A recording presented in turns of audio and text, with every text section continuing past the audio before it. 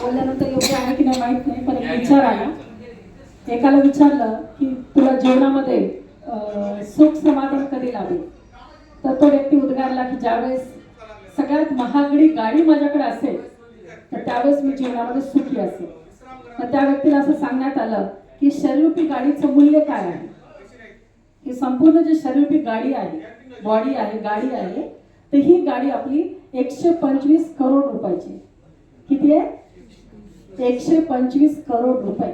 याच्यातला एखादा जरी अवयव कोण्या कारणाने निकामी झाला, मला ते ऍक्सिडेंट असेल, व्यसनाधी कोण्या कारणानं, तर ते रिप्लेस मध्ये कशाला तसे मिळत नाही. कोणी देणारा असेल तर मॅच होत नाही. देणारा जर डोनर असेल तर त्याला सुद्धा आपल्याला पैसा मोजावा लागतो.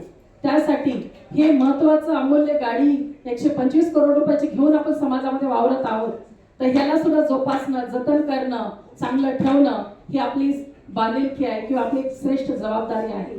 असा एक विचार मला मध्ये आला आणि तो विचार